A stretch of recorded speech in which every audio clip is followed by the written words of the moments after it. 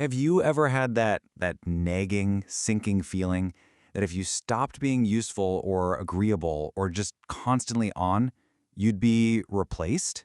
In your job, with your friends, maybe even in your family?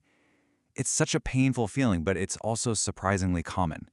So we're going to dive into this because the reason you feel this way might be hiding in a place you'd never expect. Wow. I mean, that sentence just gets right to the heart of it, doesn't it? It's suggesting that this fear of being replaced, it isn't really about something you're doing wrong right now. It's about a pattern, a script that was written a long, long time ago.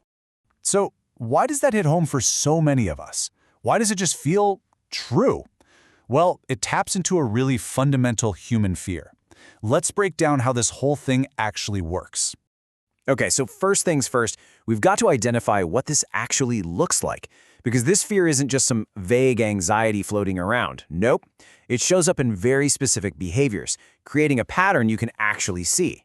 Let's see if any of these sound familiar to you. How about this one? Do you find yourself saying "I'm sorry" for things that are absolutely not your fault? Like apologizing for taking up space, or for having an opinion, or just for being you?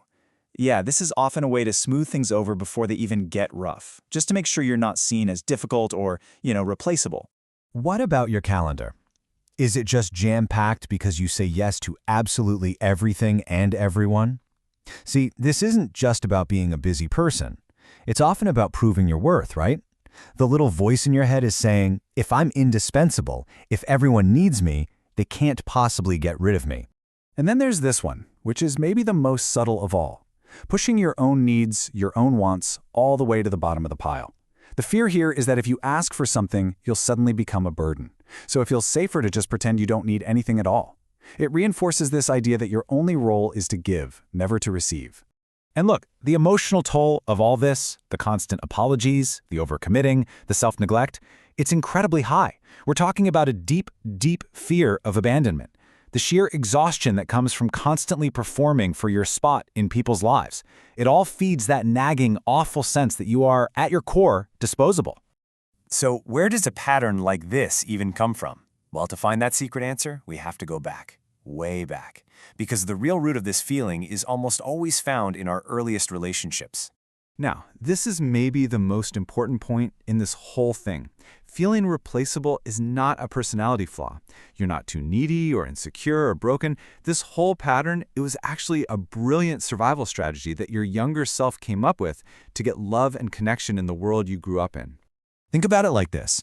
Your basic understanding of how relationships are supposed to work, let's call it your relationship blueprint, it was drafted when you were just a little kid. You learned the rules of love and connection before you even had the words to talk about them. And for a lot of us, that blueprint had one main rule written in big, bold letters. You have to earn it. And hey, this isn't just a nice idea or some pop psychology. There's a well-established scientific framework that explains this perfectly. So let's get into it. This is the science drop from our source material, Attachment Theory.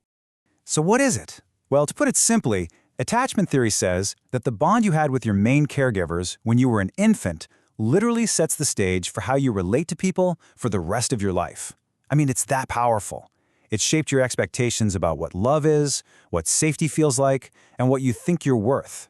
And this slide just lays it out so clearly. You've got these two very different paths. On one side, if your needs were generally met with consistency, you felt seen and valued just for being you, the core belief you walk away with is, I am inherently valuable. But if love and attention were hit or miss, if you only got that connection when you were being good or quiet or helpful, then you learn you have to perform to get it. And the core belief becomes, I must earn my value. And from there, you can see this clear, almost devastating chain reaction. Step 1. A child experiences love as conditional. Step 2, they internalize that and start to believe my value is conditional. Step 3, they develop strategies like people-pleasing to try and earn that love. And the final link in the chain, they become an adult who lives with a constant, deep-seated fear of being replaced the second they stop performing. Okay, so that can all feel a bit heavy. I get it. But here's the good news. Understanding the problem is the most powerful part of solving it. Now we get to shift our focus from the why this happened to the what do I do now. This is all about rewriting those old, outdated beliefs. This is it. This is the whole key, right here. Awareness is the antidote. You can't fix a problem you don't even know you have. Just becoming aware of this pattern, understanding its origin story in your life, that is the single most powerful step you can possibly take. It shifts the feeling from a terrifying truth to just an old echo from the past. So here's the game plan. The next time that feeling hits you, that I'm about to be replaced feeling, try this. First, just recognize it. Say to yourself, there's that feeling again. Second, connect it back to that old blueprint. This is that old script playing. This isn't really about right now. And finally, you consciously remind yourself of a new truth.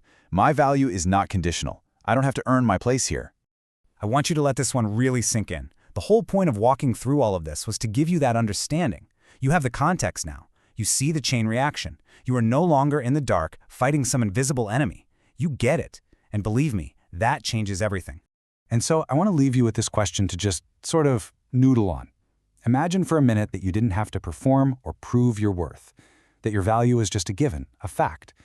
If you didn't have to earn love, what would it feel like to just receive it? And maybe more importantly, what would it feel like to give it freely and without condition to yourself?